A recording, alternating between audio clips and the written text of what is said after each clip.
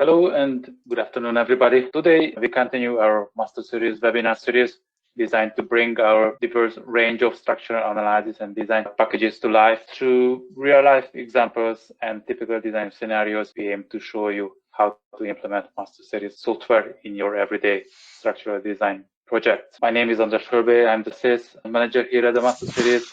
Today's webinar will be hosted by our technical advisor, Patrick. Today, we'll be going through some examples of retaining wall designs using the MasterSeries retaining wall design module. I'm going to show you how the module fits within the MasterSeries environment. These are all our individual modules. Retaining walls is down here as a standalone module. You can purchase the module individually, either one-off under a perpetual license, or you can take it out on a subscription basis, either quarterly or annually. Both users and non-users have never tried the module before are eligible for a free trial of the software by going to the website and starting your free trial there.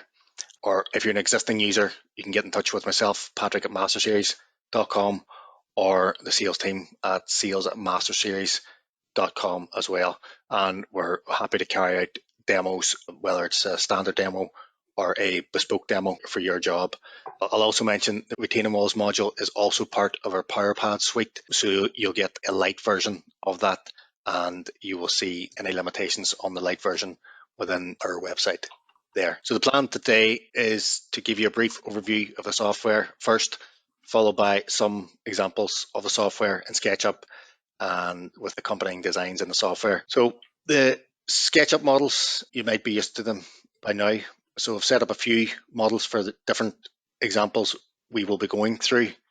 And as I've done on previous webinars, I'll show you a setup of the example structures within the 3D modeling environment, SketchUp initially, which will hopefully make it a little more relatable to scenarios and site conditions you might come across as a design engineer. Hopefully it'll bring the webinar presentations to life a little, and you find it beneficial to understand how the software relates to the design of real life retaining walls. First off, we can open up the software and take a look at the MasterSeries module. You may or may not be familiar with the module, but we've had lots of positive feedback from first-time users telling us how simple the software is to just pick up and start using. So I'll give you a brief intro to the retaining wall layout of the module, and then we can go into details on the example. So going from top to bottom, we have our menu bar along the top. We've got our toolbar below. These are mostly common shortcuts to settings within the editing area tabs below. We've got our dynamic graphics, our design outputs and results. We've got our results summary along the bottom here, and then we've got our editing area with our various tabs.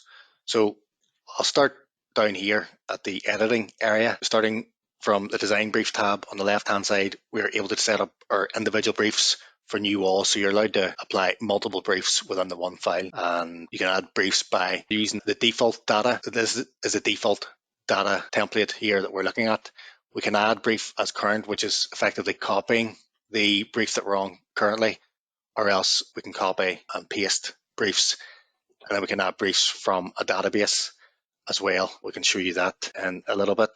The wall data tab, that allows us to set up the wall geometry, including the dimensions of the wall stem, the heel, toe, and nibs, if applicable. We can define the front and back soil dimensions and any slopes, and then we can also define the water table level as well here. Our soil data goes into detail on the soil. It gives us the option to define properties for the front, back, and base soil. So front soil, back soil, and then base soil over here on the right hand side. And we can also layer the soil and give properties to our upper and lower soils. We've got other options within here for our back soils, so over consolidation ratios, tension cracks, and then our frictionless virtual backs and our at-rest earth pressures for our back soils. If we go into props and ties, we can specify ties, which most likely going to be ground anchors. Props, we can specify the base to be propped as well. We can define loads, whether they're line loads, full and partial surcharge loads, or else additional surcharge loads and horizontal surge forces, and then wall upstand wind loads as well. A reinforcement, we can specify our concrete and reinforcement details within here, specifying our wall, main, and distribution steel for both faces, and same on the base. And then our masonry tab, we can specify masonry only walls, reinforced masonry walls, cavity filled masonry walls, or reinforced hollow block walls as well. These will be covered in some of the examples. We can specify piers on the inner outer face as well, and then some drawing options. So a lot of these options can be turned on or off along the top here. So you'll see as I turn on and off these, they are turning on and off the settings within the graphics. And then some defaults I mentioned earlier about the minimum surcharge recommended by the British standards. We can change that if we need to. We can change some load factors and then some default reinforced masonry bar. And then we've options for exporting the reinforcement drawings and bar schedules in our last tab. Using this first design brief, looking at it in SketchUp, this is the setup of the wall, and this is to the British standards, I should mention as well. So our graphics pane gives us a summary of the calculations, starting with a summary of the design data, the soil properties, loading cases, geotechnical design, and structural design. This is geotechnical design to BS 8002 for earth retaining structures, and our concrete wall elements to 81110. They can be amended in the design codes menu along the top.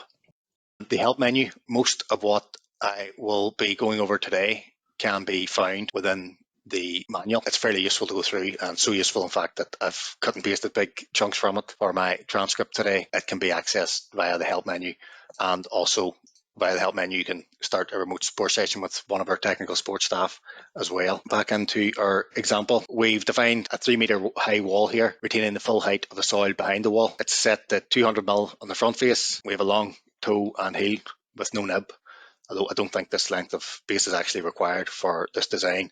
Our water table is set to 500. We can change that by inserting a negative value within the water table level under the wall data tab if we've got no water there. And our soil data tab, we've got some details there for the soil. We've taken, for example, a gravel here throughout for the front, rear, base soil, so it's the same throughout, although we can specify those different. So yep, soil density 18 kilonewtons per meter squared, 30 degrees soil friction front, back, and if I expand that out a bit for the base soil, we've got no cohesion specified, and we can also set our wet to dry soil density ratio, and we can specify how consolidated the soil is. In this case, it's normally consolidated with the soil set to a value of 1. And we've got some other settings there: tension cracks, frictionless virtual back, and at rest earth pressure. And as I mentioned earlier, we'll go through those. The concrete to soil interfaces for the front and back walls, we're assuming a frictionless, cohesionless interface between the wall surfaces and the soil. So all values are set to 0. And with amending these, this can increase the pressure on the wall stem and therefore moments within the wall. So if I change that to a higher number, for example, to match the soil friction, you can see there's some slight changes on the wall design there. 0 friction could be achieved, for example, introducing a damp-proof membrane or a drainage layer, which can eliminate or reduce the interaction between the surfaces. In this example, the base soil friction is set to 30, cohesion is set to 0, and our permissible bearing pressure for the British standards design is set to 100 kilonewtons per meter squared, which can be set here. Our front is 0, defaults back to the back permissible bearing pressure as well here. So I'll go into the loads. It's assumed the wall has been designed for 1 meter length into the screen, which I've demonstrated here on the SketchUp model, and typically the loads are entered in kilonewtons per meter run or kilonewtons per meter squared to make it easier. In this example, the only load applied is a surcharge load of 10 kilonewtons per meter squared, and that is set within our defaults recommended value from BS 8002 for vehicular traffic, either during the construction period or during the design life of the wall. There's the reinforcement here. It looks like it's 10s specified everywhere, varying centres for the wall, it looks like, and we've got no masonry, no props specified, no piers. And then we can look at our design output, again elaborating a little more on the introduction. We can specify obviously the various codes. Here we've got the British standards, but we've got Eurocodes in there, we've got South African codes, some older codes, highway codes, some even Irish codes in there. Our first part, we've got our summary of the design, and then our checks, our geotechnical checks. Generally, they check the overall stability of the retaining wall and the soil mass, ensuring that the structure as a whole remains in equilibrium and does not collapse. So our overturning our sliding and our bearing checks on the wall, and then the checks on the structural integrity of the wall. We can see that the bending moment diagram and moment capacities as well are in the main graphics screen, and we will check the wall stem and bending and shear for either mass concrete or reinforced concrete, and masonry as well, including reinforced masonry and combined concrete and masonry. So we can also check the stem for deflection within our defaults. So that is toggled on and off within our defaults, checking the wall stem L/D check. Now, this is for the stem only and does not include for any rotation of the wall and the base as a combined unit. So that's along the bottom here is our design summary output. And if you get any failure, you'll get a blue screen and whatever relevant number will be highlighted in red to allow you to quickly revise what you need to. That's brief number one. We can go to our next brief, which is a domestic garden wall. This is a simple stepped unreinforced masonry garden wall retaining about 1.5 meters of soil behind. The masonry walls, they can be beneficial for domestic garden walls as they're usually required to retain only a couple of meters, in this case 1.5. They've got the advantage of being less labour intensive to erect over the reinforced concrete walls. They're fairly flexible, and if built in bricks, they can be considered aesthetically pleasing. I don't know if you could consider the blocks too aesthetically pleasing. Masonry is generally more permeable, and drainage can be incorporated naturally by leading blocks out to common centres along the wall as well. The design of the step wall, the unreinforced masonry retaining wall, relies on the compressive strength within it due to its own self-weight to maintain its stability and integrity, and it is stepped to be thicker at the bottom than at the top to resist the maximum bending moment at the base. Again, we can specify the geometry of the wall by specifying the steps in the software in the wall data tab. So we are going down 500 mil from the retained level out 215, down 500, and it gives you a little a tooltip there telling you how exactly you enter that into the software. We need to have our masonry wall checked on under our masonry tab, and just make sure that you get your reinforcement turned off, because if it's turned on, it'll assume that you've got some kind of hollow block wall and reinforcement there. So it's a gravity masonry wall for this design. For the loading, in this case, again, we've got no actual loads apart from our default surcharge loading, which has been reduced here because you're not going to have a surcharge from vehicles up there. I'll talk a little bit about the soil data. It's just something worth noting. If we increase the soil cohesion here, for example, and we look at the tabular outputs and we stick something fairly small, let's say 5, it greatly benefits the capacity of the wall due to the cohesion. So if we're specifying a clay soil here, when entering our soil data, you'll notice that specifying even low values of cohesion for the soil greatly benefits the structural design of the wall. Cohesion in clay soils can diminish over time due to various factors, including moisture content changes, freeze-thaw cycles, chemical changes, biological activity, and mechanical disturbances. So this reduction in cohesion leads to decreased shear strength in the soil, increased lateral earth pressures, and potential settlement, all of which can adversely affect the stability of your retaining walls. So proper design, drainage, soil treatment, and maintenance are essential to mitigate these effects and ensure long-term stability. So you may want to seek guidance for your particular design if specifying cohesive soils, which may require additional briefs within the software to account for different soil and loading conditions over time. Another thing I'd like to point out on this design, this is a retaining wall designed to the Eurocodes, so our concrete, our geotechnical, and our masonry Eurocodes here. The Eurocode load cases are all ultimate load cases. So if we go scroll down, we can see our different load cases there. These are all ultimate load cases. Therefore, we need to enter in an ultimate bearing resistance within the soil data tab. So in the British Standards design, it's a serviceability, permissible bearings capacity. Typically, we're using about 100, but here we're using 300. And we are going to go into our defaults and have a look and include a service bearing pressure case here. So if I turn that off, we've got our 6 ultimate load cases. If we turn that on, we've got our 7th serviceability load case, and we need to specify a factor of safety. The default here is 3, which is typically an acceptable value from testing and back analysis of observations. Alternatively, if you have a detailed base soil properties, you can enter these into the soil data tab. So under our base soil, we've said user specified 300, which is effectively 100. Our serviceability case, our front being 0, we'll just copy the back unless we specify something else. But we can also input values and allow the software to calculate that as well. But we'll stick to the 300 here. Now, we've also produced some detailed content on this topic. So we've got a technical note covering what exactly is going on in more detail. So you can have a read through that. We'll leave that also we'll leave in the description whenever we post it up online. Or you can find it within the MasterSeries technical notes under our client area when you log in. Related to the clay soils there, we've got an option in the software to specify tension cracks. So in clay, tension cracks may form behind the retaining structure in a retained clay soil and become filled with water, so that the wall may have to be designed to withstand full water pressure. In a MasterSeries, the depth of these cracks in millimeters can be added, and adding this depth will assume water pressure will develop in the crack and will be taken account for within the design. We can also clad the front of the wall. That can be done in our next brief, and that basically turning on our outer leaf. So in the previous brief, this was turned off. So if we turn on the outer leaf, we can specify what type of block or masonry unit we're using on the outer leaf. But this will not act compositely with the main wall. This is only really a dead load for the design of the base. If we want it to act alongside the back wall, we would have to fill the cavity. We can jump on to our next brief, which is a Stepoc wall or a Hollowblock wall.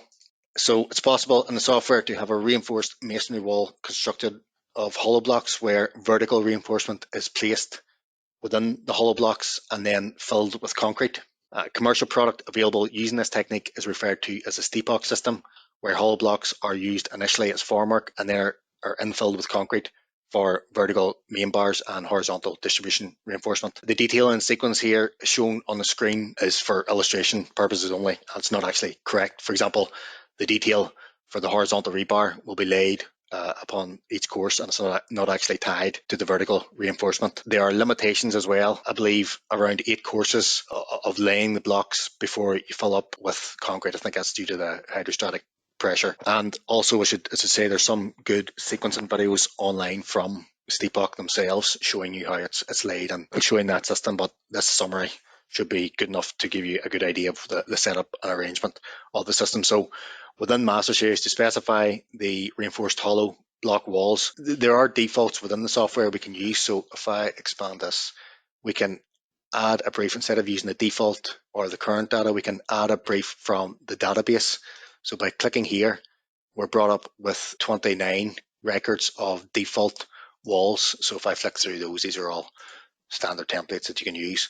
But if we go back to record 1, this is a 200 mil thick Stepoc retaining wall, and I think 256, 325 are in there if you're going through those. So you can just go on the database and then you can close database and that'll be your brief setup. But I'm going to go back to the brief that I was working with. These come by default with the block strength and width, and you can look at these in the masonry tab. So you've got FK values, your dimensions there, your unit strength, etc. It also gives you your reinforcement, your vertical reinforcement and cover. It'll also give your horizontal reinforcement as well. Be aware that if you do make changes to the rebar, you'll need to change the cover as well here. We have a good technical note on this as well, again within our client area. This will cover everything you need to know when specifying the Stepoc wall system within the software. As I say, it's not exactly right, that sequence. We've got some advantages and disadvantages of the system versus the typical masonry gravity retaining wall, which may be obvious, but in summary, the introduction of the reinforcement allows for the wall to take tension forces and bending, increasing the capacity significantly for the width of the wall that you're adopting. It allows for a higher wall in practice. It's much quicker to erect compared to the equivalent wall shown on the previous example of the garden wall with much less material. But although there's maybe savings in labour, the blocks themselves will be more expensive than the standard concrete blocks. Although you're using a lot less of them, they may be more difficult to acquire locally. I'll show another feature in the software to turn on what's called virtual back. So if we go into our soil data, we can check this box down here. So use delta 0 on virtual back. So we'll make a virtual back frictionless. This indicates the mass of soil directly above the heel, and the mass of soil directly behind the heel will be separated with a frictionless virtual plane here. So this is a little more conservative for your design, but it's a common approach and applies the lateral loads from the body of soil behind here onto the soil above the heel. affecting mainly the overall stability of wall, increasing overturning, sliding, base pressure and design. Next up, we've been asked a lot about the design of Gabion walls in the software, which is possible. Gabion walls, these are best suited for applications where erosion control, slope stabilization and environmental integration are needed. Their durability, permeability, cost effectiveness and ease of construction make them ideal for various engineering and landscaping projects, particularly in situations where traditional retaining walls might be less effective or more costly. And within MasterSeries, we have different options for carrying the design out to both the Eurocodes and the British standards. To the Eurocodes, we can effectively model it as a masonry wall using dimensioned natural stone. This by default gives us a flexural value of 0. If we look in here and compare it to, say, our manufactured stone, the dimensioned natural stone gives us a default flexural strength of 0. And then we can change the wall density to suit. I'm not too sure what the actual density they take for Gabion walls is. If we want to design it to the British standards, it's slightly different. So we don't have the option within our masonry wall defaults to have a wall with a flexural strength of 0. But if we specify it as a concrete wall and we set our concrete tensile strength to 0 and set our concrete density again to whatever the Gabion wall is within the wall data, we can get a result on that as well. Both options give us similar results. And then separation of the backfill stone and the retained soil is normally achieved by placing a geotextile membrane along the rear face of the wall. The presence of this membrane can reduce interface friction along the rear wall. And again, we've set a wall friction of 0 here, but whatever it needs to be, or whatever setup arrangement you have, or whatever membrane you're using, you can amend to suit. And one of our final examples is a domestic basement with a reinforced grouted cavity wall. Essentially, the reinforced grouted cavity wall is 2 parallel leaves of units built up with a cavity of at least 50 mm wide between them, and then the 2 leaves must be tied together with wall ties. Reinforcing steel is placed in the cavity, which is filled with high slab concrete. The idea in this particular case is that we can keep the outer leaf and the cavity in line with the wall above. Here we're using a 100 mm block inner leaf, 100 mm cavity and 100 mm thick outer leaf, which is actually quite confusing because above the basement slab we're referring to this as the outer leaf, below we're referring to this as outer leaf, but I'll try and make it clear which I'm talking about. I've shown actually a brick leaf in the soil side face of the basement just to highlight the consistency between the different floors, but that can be anything really, whichever unit you choose. You'll need to consider its placement underground against the soil and select a suitable masonry unit and provide a barrier, maybe such as a waterproof or damp-proof coating to prevent groundwater penetration, maybe a drainage layer in behind here.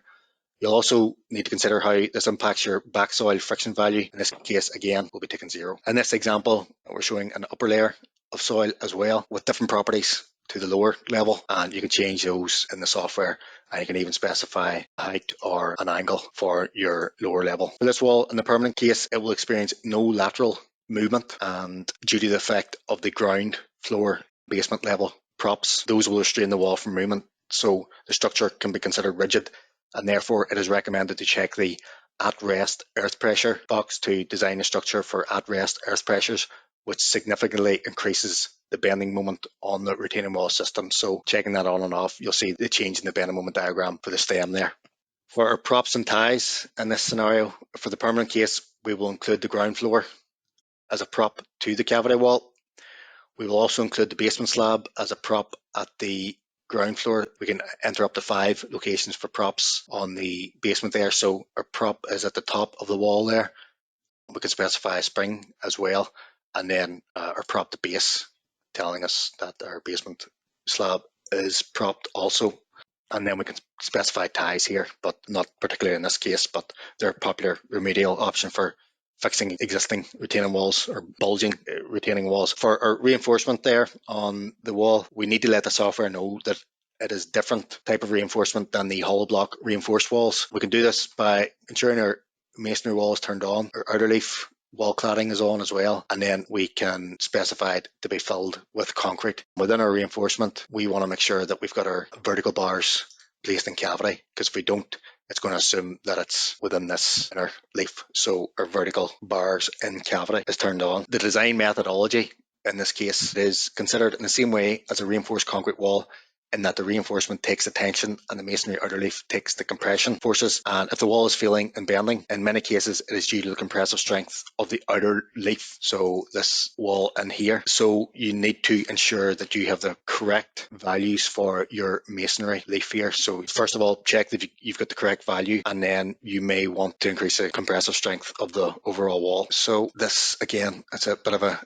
a sequence for building it up. It's recommended to have your ground floor slab in place before backfilling, and that's a British standard recommendation, but maybe not specific to this example. But let's say you had a wall design where the contractor wanted to backfill and then put a slab in. You may want to check additional briefs for that. So again, the standard recommends that the basement wall props be installed prior to backfilling. I want to create an additional brief potentially for temporary works scenario where the contractors asked you to check if the wall will work with the backfill in and the surcharge loads there.